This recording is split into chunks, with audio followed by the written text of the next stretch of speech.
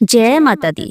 प्रिय श्रोताओं, आज आप सभी श्रवण करेंगे नवरात्रि के 9 दिनों में नित्य नियम से सुनी जाने वाली नवरात्रि की व्रत कथा। माँ दुर्गा समस्त ऋषियों से कहती हैं, हे भक्तगणों, जो भी मेरी इस कथा का श्रवण ध्यान पूर्वक करेगा उसके समस्त दुखों का नाश मैं स्वयं करूंगी। जो भी इस कथा का प्रचार करेगा उसके कोटि कोटि पापों का नाश होगा और उसे सुख समृद्धि की प्राप्ति होगी। नमस्कार प्रिय श्रोताओं, स्वागत है आपका आपके पसंदीदा चैनल तिथि लोक कथा में। देवी भागवत पुराण में नवरात्रि से जुड़ी महान व्रत कथा का वर्णन मिलता है। जो भी इस कथा को केवल एक बार सुनता है, श्रवण करता है, उसके कोटि कोटि पाप नष्ट होते हैं।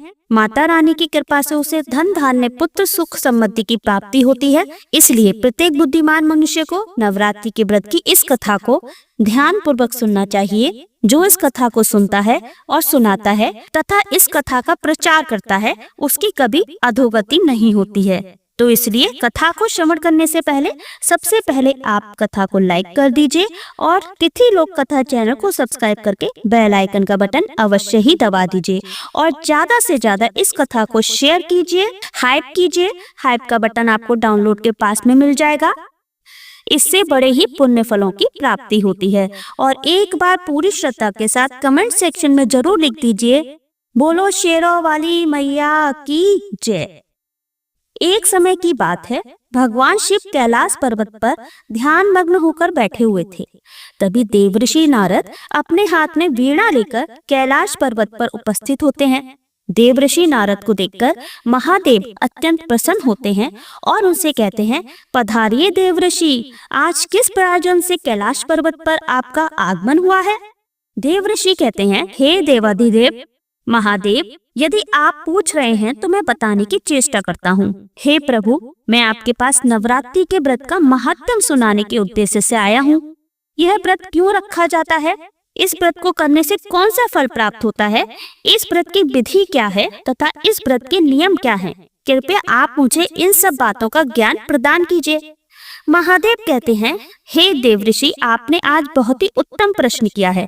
आपके माध्यम से समस्त संसार को इस व्रत का महात्म्य पता चलेगा, इसलिए आप ध्यान से सुनिएगा। आज मैं आपको इस व्रत का महात्म्य सुनाता हूँ तथा इस व्रत को करने की विधि और नियम भी बताता हूँ। किंतु उससे पहले मैं आपको नवरात्रि के व्रत की एक महान कथा सुनाता हूँ। जो भी मनुष्य इस कथा का श्रवण करता है उसके समस्त पापों का नाश होता है, उसकी दरिद्रता का भी नाश होता है। इसलिए आप इस कथा को ध्यान से सुनिए, पूरा सुनिएगा और इसका प्रचार कीजिएगा। देवऋषि कहते हैं, हे प्रभु, कृपया आप मुझसे वह कथा कहिए, मैं इसे बड़े ही ध्यान से सुनूंगा और इसका प्रचार करूंगा। तब भगवान शिव देवऋषि नारद को कथा सुनाने लगते हैं। हे देवऋषि, पूर्व काल की बात है, कौशल देश में एक अत्यंत दीन दरिद्र धनहीन एवं विशाल कुटुंब वाला सुशील नाम का एक वैश्य रहता था। उस वैश्य की अनेक संतानें थी जो कोई काम नहीं करती थी और धन के अभाव से हम हमेशा दुखी रहा करते थे। उनके पास करने के लिए कोई भी उद्योग नहीं था। रात्रि में जो कुछ भी खाने को मिल जाता वह वैश्य उसे अपनी संतानों को खिला देता था और जो कुछ भी बच जाता उसी से अपना पेट भर लेता था। पूरा परिवार दिन भर भूखा रहता था और केवल रात्रि को ही थोड़ा सा अन्न खा लिया करता था। इस प्रकार से वह वैश्य स्वयं भूखा रहकर दूसरों का काम करके अपने परिवार का पालन पोषण कर रहा था। वह वैश्य स्वभाव से अत्यंत निर्मल और सज्जन था। वह धर्मपरायण, शांत, सदाचारी, सत्यवादी, क्रोध न करने वाला, धैर्यवान और अभिमान रहित था। वह प्रतिदिन देवताओं और पितरों का पूजन करता था, अपने द्वार पर आए हुए अतिथियों की पूजा करता था और सभी को भोजन कराने के बाद जो कुछ भी बच जाता उसी से अपना गुजारा चला लिया करता था। कुछ समय बीतने के बाद एक विद्वान ब्राह्मण उस सुशील नाम के वैश्य के घर पे आया।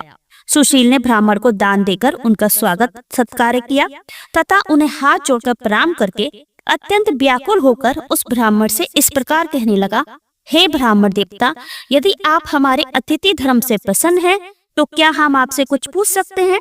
वह ब्राह्मण कहने लगा, हे महात्मा, आपकी चर्चा तो चारों तरफ है। आप एक महान दानी हैं। आप अतिथियों का स्वागत प्रेम से करते हैं, इसी कारण से मैं आपके पास आया हूँ। कृपया आप संकोच ना करते हुए आपकी जो भी शंका हो पूछ लीजिए। तब वह वैश्य कहता है, हे ब्राह्मण देवता, कृपया करके आप मुझे बताइए कि मेरी दरिद्रता का नाश निश्चित रूप से कैसे हो सकता है। इस दरिद्रता के कारण मैं अपने परिवार का पालन पोषण नहीं कर पा रहा हूँ।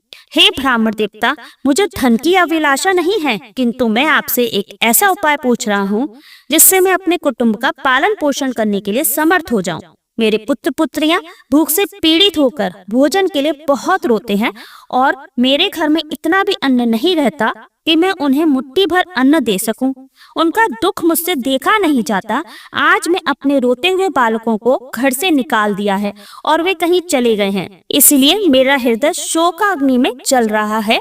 धन के अभाव में मैं क्या करूं?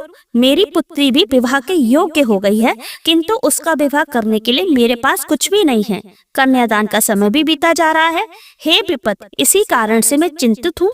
हे दयानिधान, आप तो विद्वान हैं, आप अवश्य ही मुझे कोई ऐसा तप, मंत्र, व्रत तथा उपाय बताइए जिससे मैं अपने परिवार का पालन पोषण करने में समर्थ हो जाऊं। हे महाभाग्य, हो सकता है, कृपया आप अपने ज्ञान के बल से विचार करके मुझे कोई उपाय बताइए। इस प्रकार से उस वैश्य के द्वारा याचना करने पर उस ब्राह्मण ने बड़ी ही प्रसन्नता पूर्वक उस वैश्य से कहा, हे वैश्य, मैं तुम्हारे दुख का कारण समझ चुका हूँ, तुम चिंता मत करो, मैं तुम्हें अवश्य ही उपाय बताता हूँ। तुम अब नवरात्रि के व्रत का अनुष्ठान करो। इसमें तुम भगवती की पूजा, हवन करो, देवी के मंत्रों का उच्चारण करो। इससे तुम्हारे सभी कार्य सिद्ध हो जाएंगे, तुम्हारी दरिद्रता नष्ट हो जाएगी। वैश्य, नवरात्रि नामक इस पवित्र तथा सुखदायक व्रत से बढ़कर इस पृथ्वी लोक पर अन्य कोई व्रत नहीं है। यह व्रत सदा ज्ञान और मोक्ष देने वाला है, सुख और संतान की वृद्धि करने वाला है एवं शत्रुओं का पूर्ण रूप से विनाश करने वाला है। वनवास गमन के दौरान देवी सीता के वियोग में अत्यंत दुखी होकर श्री राम ने किष्किंधा पर्वत पर इस व्रत को किया था। इसी व्रत के प्रभाव से उन्होंने महासागर पर सेतु की रचना करके रावण और उसके पुत्रों का संहार किया था और सीता को प्राप्त किया था। महादेव कहते हैं, हे देवऋषि, इस प्रकार से ब्राह्मण ने नवरात्र के व्रत का महत्व उस वैश्य को सुना दिया, जिसे सुनकर वह वैश्य बहुत प्रसन्न हुआ और उसने उस ब्राह्मण को अपना गुरु मान लिया और उनसे देवी के मंत्र की दीक्षा ली। तत्पश्चात उस वैश्य ने अत्यंत भक्ति पूर्वक नवरात्रि में उस मंत्र का जाप किया और अनेक विधि तथा उपायों से भगवती का पूजन किया। इस प्रकार से उस वैश्य ने 9 वर्षों तक नवरात्रि के व्रत का अनुष्ठान किया। फिर 9वें वर्ष के अंत में अष्टमी तिथि को अर्धरात्रि आने पर साक्षात महेश्वरी ने उस वैश्य को दर्शन दिए और कहा, हे पुत्र, मैं तुम्हारी भक्ति और पूजा से अत्यंत प्रसन्न हो। तुम्हें जिस भी वर की कामना है संकोच होकर मांग लो, तुम्हें जो चाहिए वे मैं तुम्हें प्रदान करूंगी। साक्षात माँ दुर्गा को अपने सामने खड़ा हुआ देखकर उस वैश्य का अंग अंग कांपने लगा, उसकी आंखों से आंसू झलकने लगे। माँ दुर्गा के उस अद्भुत दिव्य स्वरूप को देखकर वह वैश्य हर्ष से उत्साहित होने लगा।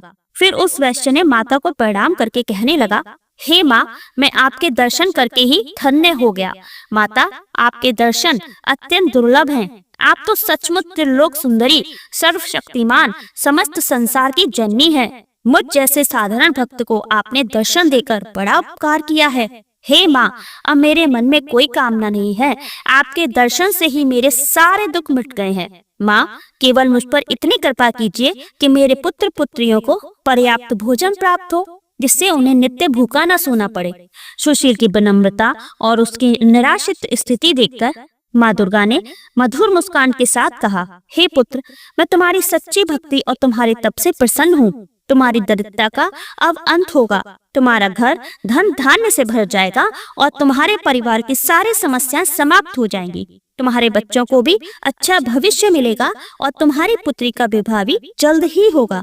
तुम्हारी पीढ़ियां सुख और समृद्धि से पूर्ण होंगी। इतना कहकर देवी दुर्गा अंतर्ध्यान हो गई। उसी क्षण सुशील वैश्य का घर प्रकाश से भर गया और उसकी दरिद्रता समाप्त हो गई। देखते ही देखते उसके छोटे से घर की जगह एक विशाल महल खड़ा हो गया। उस महल में स्वर्ण मणियों और बहुमूल्य रत्नों का भंडार भर गया। उसकी सारी संतानें खुश और तृप्त हो गईं। सुशील के पास अब न केवल अपने परिवार के लिए अन्न था, बल्कि वह दूसरों की भी मदद कर सकता था। समय बीतता और सुशील वैश्य की पुत्री का विवाह धूमधाम से संपन्न हुआ। सुशील वैश्य ने अपनी भक्ति और श्रद्धा को कभी नहीं छोड़ा और माँ दुर्गा के प्रति आभार व्यक्त करता रहा। उसका जीवन अब आनंद और समृद्धि से भरपूर हो गया था। उसके परिवार ने भी माँ दुर्गा के प्रति भक्ति और समर्पण को अपनाया और वे सभी माँ के आशीर्वाद से सुखी जीवन व्यतीत करने लगे। भगवान शिव कहते हैं, हे देवऋषि, इस प्रकार से मैंने आपको नवरात्रि के व्रत की महाकथा सुनाई है। इस कथा को सुनने मात्र से ही नवरात्रि का व्रत सफल हो जाता है। पूरे नवरात्र भर उपवास करने में असमर्थ लोगों के लिए 3 दिन का उपवास भी यथोफल प्रदान करने वाला बताया गया है। भक्ति भाव से केवल सप्तमी, अष्टमी और नवमी इन 3 रात्रि में देवी की पूजा करने से सभी फल सुलभ हो जाते हैं। पूजन, हवन, कुमारी पूजन तथा ब्राह्मण भोजन इनको संपन्न करने से वह नवरात्र व्रत पूर्ण हो जाता है। इस पृथ्वी लोक में जितने भी प्रकार के व्रत एवं दान हैं, वे इस नवरात्र व्रत के तुल्य नहीं हैं, क्योंकि यह व्रत सदा धन धान्य प्रदान करने वाला, सुख तथा संतान की वृद्धि करने वाला, आयु तथा आरोग्य प्रदान करने वाला और स्वर्ग तथा मोक्ष देने वाला है। विद्या, धन और पुत्र, इनमें से मनुष्य किसी भी कामना करता हो, उसे इस सौभाग्य तथा कल्याणकारी व्रत का विधि पूर्वक अनुष्ठान करना चाहिए। इस व्रत का अनुष्ठान करने से विद्या चाहने वाला मनुष्य समस्त विद्या प्राप्त कर लेता है और अपने राज्य से वंचित राजा फिर से अपना राज्य प्राप्त कर लेता है। पूर्व जन्म में जिन लोगों के द्वारा यह उत्तम व्रत नहीं किया गया, वे इस जन्म में रोगग्रस्त, दरिद्र तथा संतान रहित होते हैं। जो स्त्री बंध्या, विधवा अथवा धनहीन है, उसके विषय में यह अनुमान कर लेना चाहिए कि उसने अवश्य ही पूर्व जन्म में यह व्रत नहीं किया था। जिस मनुष्य ने दुख तथा संताप का नाश करने वाली, सिद्धियां देने वाली, जगत में सर्वश्रेष्ठ, शाश्वत तथा कल्याण स्वरूप रूपी भगवती की उपासना नहीं की, वह इस पृथ्वी तल पर सदा ही अनेक प्रकार के कष्टों से ग्रस्त, दरिद्र तथा शत्रुओं से पीड़ित रहता है। हे देवऋषि, अब मैं आपको इस व्रत से जुड़े नियम बताता हूँ, इसे ध्यान से सुनिए। नवरात्रि के व्रत का आरंभ तब होता है जब मनुष्य दृढ़ निश्चय और शुद्ध हृदय से व्रत करने का संकल्प लेता है। यह संकल्प ही उस यात्रा का आरंभ है जो व्यक्ति को देवी दुर्गा की कृपा तक पहुंचाता है। जब कोई व्रती देवी दुर्गा की उपासना के लिए व्रत का संकल्प करता है तो उसे अपना मन और शरीर शुद्ध रखना चाहिए। शुद्धता केवल बाहरी नहीं बल्कि मन की आंतरिक पवित्रता भी आवश्यक है। यही कारण है कि व्रत का आरंभ संकल्प से होता है, जिसमें व्यक्ति अपने आप को देवी दुर्गा के चरणों में समर्पित कर देता है। व्रत के दौरान भोजन का विशेष ध्यान रखा जाता है।